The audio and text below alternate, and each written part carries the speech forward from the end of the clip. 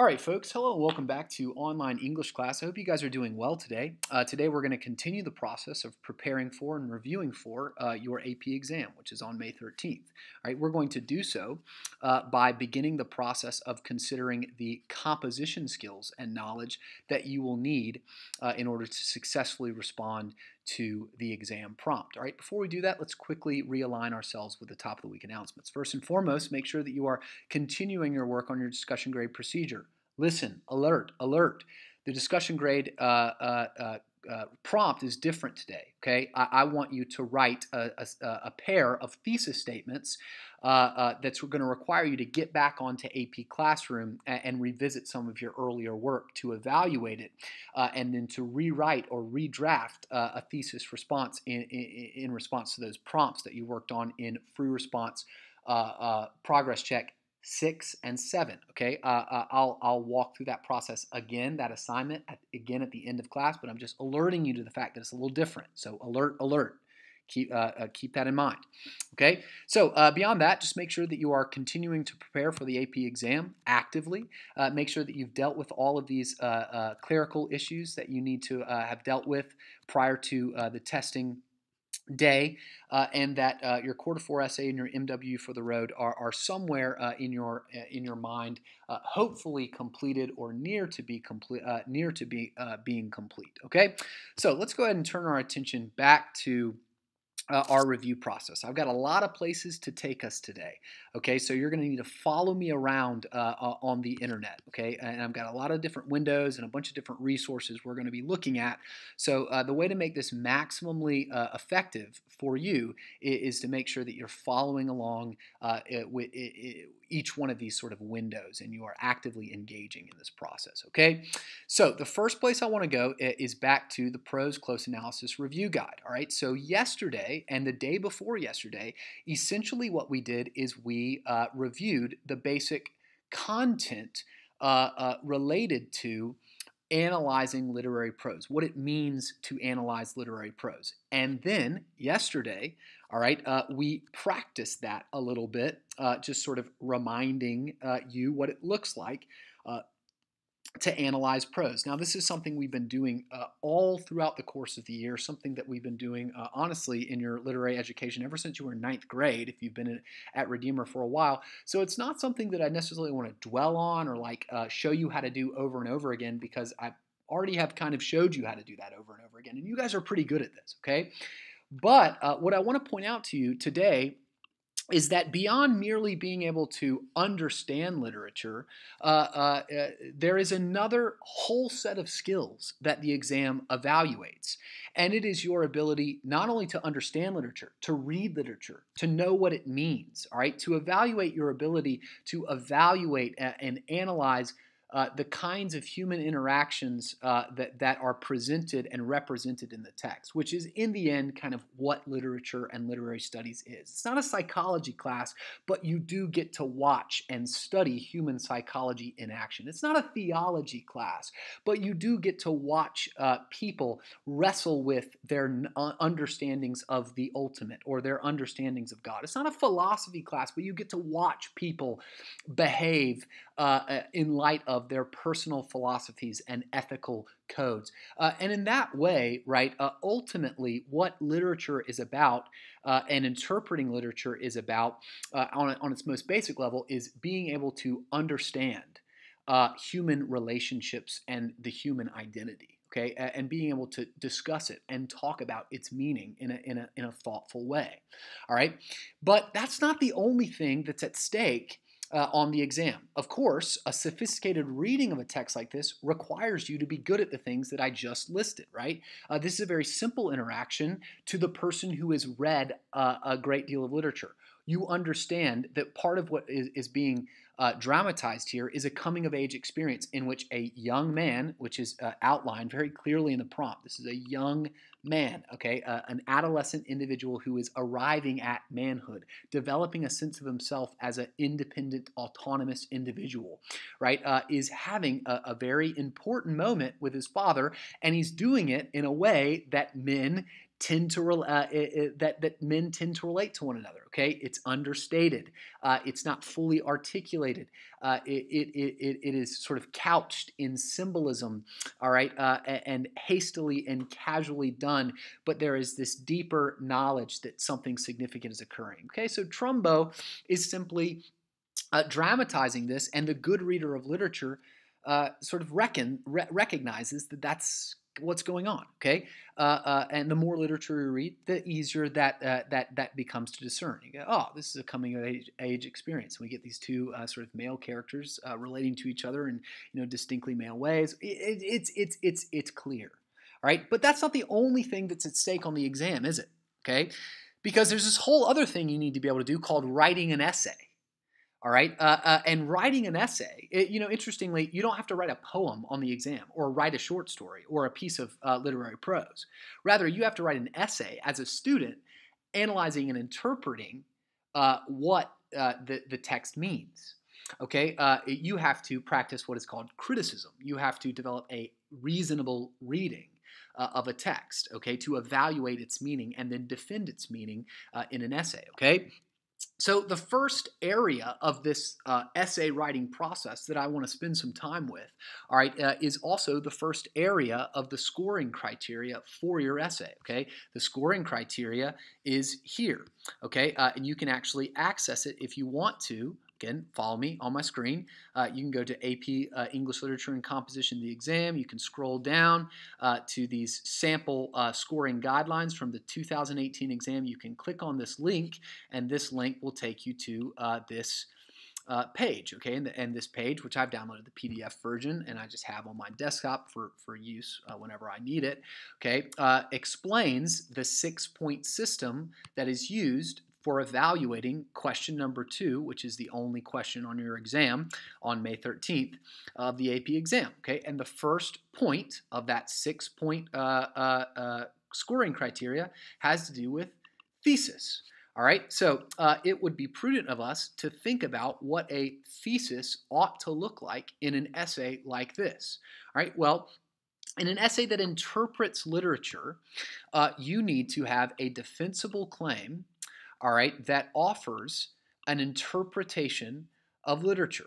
Okay, so let me unpack that just a little bit. When we say defensible claim, it means a claim that is by nature contentious. And any interpretation of literature is by nature contentious because interpretation requires someone to give a reason as to why something means what it means. All right, you're not simply summarizing what occurs, for that is not up for debate. Okay, the summary is clear. Any rational reader can know what the text said.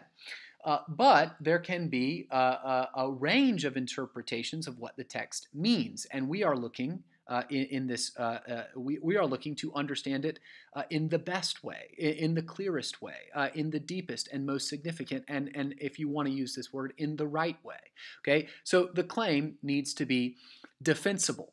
All right, and in order to be defensible, it must be interpretive. All right, and also in order for it to be good, according to the AP, it needs to satisfy the requirements of the prompt. All right, so for example, again, I'm bouncing all over the place.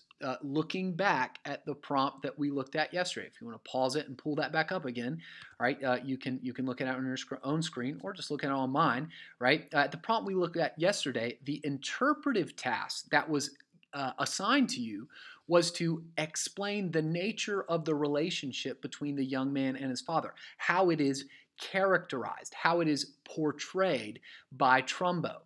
Okay, so in order to have a thesis that gets this point, in order to have a thesis that responds to the prompt and presents a defensible interpretation of the passage, you need to answer that question. What is the nature of their relationship? How is it characterized?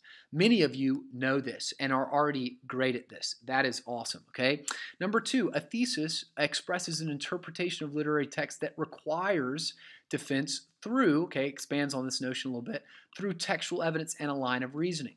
All right, so in other words, you need to analyze how the literary style or how the text itself in a coherent line of reasoning, all that means is a series of assertions that build to and are connected logically to this general interpretive claim. All right, so you need to explain how this series of smaller interpretive assertions about what the portions of the text mean. Okay, so your overarching thesis is going to say this is what the nature of the relationship that is given to us in this whole passage is X. All right, and this is evident in this little area. Okay, we've got a smaller assertion. In paragraph 1, Trumbo does this, this, and this, and writes this way and this way. And this is connected to the larger interpretive impression by blah, blah, blah, blah, blah. Got it? Okay, and then you do that again, and then you probably do that again, and hopefully you do that one more time, and then you write a conclusion, all right? Chunking up the passage and discussing its dominant impressions, all right? So a good thesis is going to be connected to a line of reasoning, all right? And that line of reasoning is the series of assertions that support your interpretive assertion, okay? Now, a thesis may, which also means that it may not, okay? In other words, it may or may not preview the development or line of reasoning of an interpretation. So you can gesture towards or completely articulate all of the supporting evidence that you are going to offer and develop in your body paragraphs, or none of it, all right? But what you must have is an interpretive claim, okay? So you may or may not preview the assertions that you are and the devices that you are going to analyze to support that assertion. Okay, you may or may not include those. All right, so in other words, Trumbo uses X, Y, and Z in order to characterize the relationship between the young man and his father as, and there's your interpretive assertion.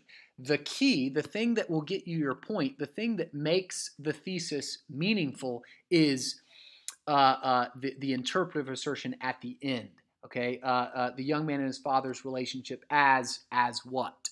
Okay. The Trumbo uses X, Y, and Z. That may or may not be present. Understood? That may or may not be present. You could wait until your body paragraphs to develop those supporting textual analysis, right? Does that make sense? All right, so you will not be, you will still be awarded the point if you do not explain all of the devices that Trumbo uses, and in other words, maintain a kind of open thesis statement structure. I think you guys should know what I mean by that pretty clearly. Okay, now the fourth thing, all right, that the standards that are evaluated on the AP exam articulate is that developing and supporting an interpretation of a text is a recursive process, which means, okay, that it can be done deductively or inductively. Now, let me simplify what that means. You can either start with your interpretive assertion in your first paragraph and then prove that assertion in a series of body paragraphs, as I have made you do all throughout the course of your English education here at Redeemer. Start with a clear thesis statement, prove the thesis statement throughout the course of your body paragraphs, and then write a conclusion that affirms the validity of your thesis statement. You can do that. But you also, because you're writing in a timed, high-pressure environment, okay, where you don't have time necessarily to think through and craft a well-articulated thesis statement, you can start by analyzing the text and finish your essay with a well-developed interpretive claim, all right? You can do either one, and there isn't a punishment, all right? Now, I prefer the deductive model, which is to say starting with your assertion and then illustrating how the text confirms that general premise. But if you want to go the inductive route where you just start with the evidence and interpret it and then sort of recursively come to this conclusion in the end, you absolutely can, all right? No more on that. I think you understand what I mean. To put it simply, you can put your thesis at the beginning or the end of your essay, and you are not punished either way. You can still get the point. Okay? So, what I want to do quickly, all right, is think through and look at a couple of examples of thesis statements that would receive the point from the College Board and some that would not receive the point from the College Board, okay? So, real quick, first one, just as an example that you're already familiar with, if you go to question 2 from the 2007 exam that we were looking at yesterday, okay, the prompt says for you, the student, to analyze how Trumbo uses techniques such as point of view, selection of detail, and syntax to characterize the relationship between the young man and his father. So, in other words, interpret the nature of the relationship between the young man and his father. Okay, well, yesterday I began my analysis, all right, knowing that we were going to come here today with a thesis statement, right? And this is an interpretive statement. Is it one sentence? No, it's two. All right, it's two pretty lengthy sentences, but together they answer the prompt. All right. So Trumbo's characterization of the boy and his father suggests that the boy, who is on the cusp of coming of age, loves and respects his father. Okay, so that is interpretive in and of itself. In fact, if I wanted my thesis to be less sophisticated, I could just quit it there. All right. Frankly, that is an interpretation. It's not a very full-bodied one, and it certainly won't get you the sophistication point, which we'll talk about later. But it does interpret the text. All right. This is an interpretive assertion. Okay, that he loves and respects his father, yet also, to add some complexity, which is in the text, finds himself drawn toward increasing independence from his father's leadership as he approaches manhood. Okay, so again, this also is an interpretive assertion that I have drawn as a general impression of the passage that I've read and analyzed yesterday. Okay, so this natural process of maturation, now I'm connecting my analysis to a larger context about the process of maturation that people, especially young people, go through. Okay, this is adding sophistication to my argument. This natural process of maturation, which the boy suspects will be misunderstood as disloyalty or ingratitude, again, interpreting and asserting the internal or interiority of the boy that I have deduced, or the young man that I have deduced from my reading, creates a sense of anxiety in the boy, which his father resolves by blessing his son's increasing independence in an act of sacrificial love. Okay, the rest of the paragraphs develop using a line of reasoning of textual analysis, develop these assertions. Okay, right? So I start from this interpretive assertion, and then I begin to explain how each aspect of the text evidences that assertion. We'll talk more about evidence and commentary on Monday. Okay, but for now, let's stay true to the thesis. Okay, so does this thesis offer an interpretive claim? Yes. All right, there's interpretation all throughout this claim. Does it explain how Trumbo uses literary techniques to develop this impression? No. Okay, why? Why didn't I include that? Well, A, my thesis is already pretty lengthy, and B, I want to keep myself unbound from one or two important impressions so that I can talk through these paragraphs as chunks and the dominant impressions made in these paragraphs. Now, sometimes that's not the best approach. Sometimes it's better just to already lay out exactly what you're going to talk about in each phase of your essay. You can do that. I didn't do that here. Does that mean that my thesis is bad? No. It just means that my thesis is open. Okay? So, let's look at a couple more examples, and then we'll be done for the day. Okay? Because I have the sinking suspicion that you probably know this information pretty well, but for the sake of thoroughness, we'll hammer it home. Okay, so the scoring criteria for the 2018 prompt, which, if you will, go ahead and pull up. All right, it's available as I already said.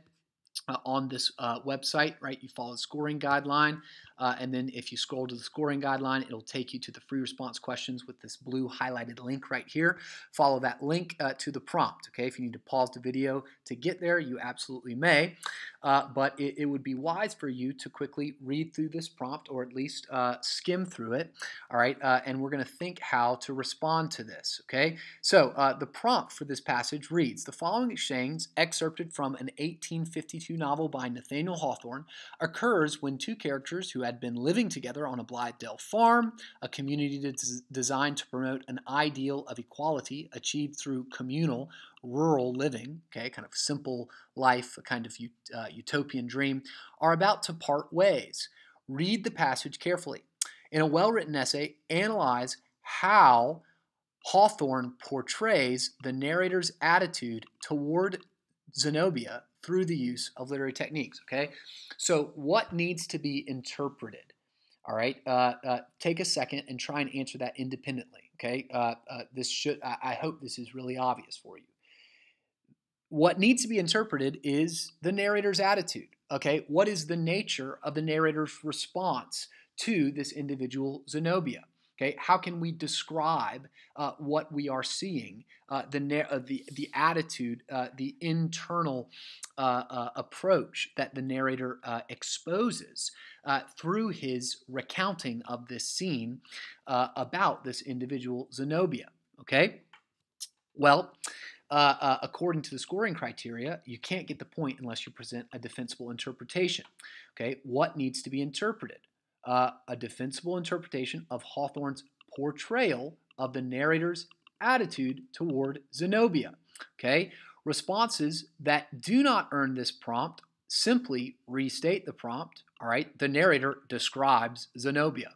Make a generalized comment about the passage that doesn't respond to the prompt. The passage is very eerie. Describe the passage or features of the passage rather than making a claim that requires defense. Hawthorne relies on vivid imagery throughout the text, right? That just describes very vaguely a feature of the passage. It doesn't interpret the nature of the narrator's attitude towards Zenobia. Okay, so once again, if we're trying to evaluate your ability to understand the nature of and parse through and develop meaning about human relationships and human interiority, right? It doesn't help us know that you're good at that. All right, if you simply say, well, there's imagery in the passage. Well, yes, there certainly is. Okay, but that's not connected to any kind of meaning. All right, so some examples of some bad thesis statements, right? Hawthorne portrays the narrator's attitude towards Zenobia through a variety of literary techniques. All right, thank you very much for this information that is completely self-evident and already definitely known. All right, Hawthorne illustrates the importance of wealth and beauty. Okay, does that at all answer the question, what is the nature of the narrator's attitude towards Zenobia? Nope. Okay. Finally, does it just describe the passage or features of the passage? The passage makes skilled use of diction, imagery, and details. Okay. Careful of this, because this is definitely the most popular misconception here. You say, well, wait a minute, I'm doing the literary analysis thing. I'm using the words that are associated with it. Okay, yes, but you are not using them in order to develop some kind of meaningful reading of the text. Okay, so here is an example of a relatively weak and underdeveloped or minimally acceptable thesis. Like, this is the worst possible, but minimally it is still acceptable. The narrator feels as though Zenobia may not, super weak, all right, may not be entirely authentic. All right, well, that's true. That does actually reflect a reasonable reading of the passage, but that does not even begin to scrape the surface of the significance, the full significance of the narrator's engagement with Zenobia. Okay, so while this would get the point, unless that thesis were beautifully expounded upon in the body paragraphs, and that it was connected to a conclusion that made this sort of deceptively simple thesis statement make perfect sense. all right, and developed it in a sort of sophisticated and nuanced explanation of this deceptively simple thesis statement, then it's going to get most likely a failing score. Okay, it'll get the thesis point, but that's about it, right? Is what will more than likely happen. Okay, a stronger thesis statement, okay, a more well-developed thesis statement might be that Hawthorne portrays the narrator's attitude towards Zenobia as one of contempt and disapproval. This is a bit more reflective. He is contemptuous of her. Why exactly? That's a much better question. He disapproves of her lifestyle. Why exactly? What does that mean about the narrator? That's a much more interesting question. And if that indeed is expounded on in the body paragraphs, then this essay could develop a sophisticated reading of what Hawthorne is trying to convey in the scene. Okay? So, thesis statements. What do? They answer the interpretive task required of it by the essay. All right. Now, if you want to, you can, following the links here, look at a series of sample essays, and read their sample thesis statements. All right, and evaluate the quality of those thesis statements. And you can look at some dismally terrible ones, and you can look at some pretty good ones, and you can look at some that pretend to be good but don't actually interpret the text. Okay, and to save you some time, all right, I'm not going to go through all of it, but you can if you want to. But here's what I want you to do. All right, what I'd like for you to do is go back to AP Classroom. Should be up and running now. All right, and I'd like for you to return to the Unit 6 free response progress check question and the Unit 7 free response progress check question. Okay, I'd like for you to look back at your response. Okay, I'd like for you to evaluate your thesis statements, the statements that you offered me to answer the question at hand. All right, so I'd like for you to go back to these prompts, look at what the prompt itself is requiring you to do, and then evaluate the extent to which you answered that prompt. All right, if your thesis satisfactorily, in your opinion, answered that prompt, then copy and paste it into the YouTube comment for both prompts. If it is unsatisfactory, okay, and you know it, okay, it's just like, I obviously wrote that in haste. It was a completion grade. It's not so great, but I had to get done with it because I had like 8 other things to do. Okay, great. Not offended, okay? But what I would like for you to do now is to go back, edit that, and resubmit on the video comment an improved thesis statement that answers each one of these prompts. Okay, you can label it free response, or you can just label it Unit 6, Unit 7. Okay, so Unit 6 : thesis, Unit 7 : thesis. Cool, understood. Thesis statements. That is step 1.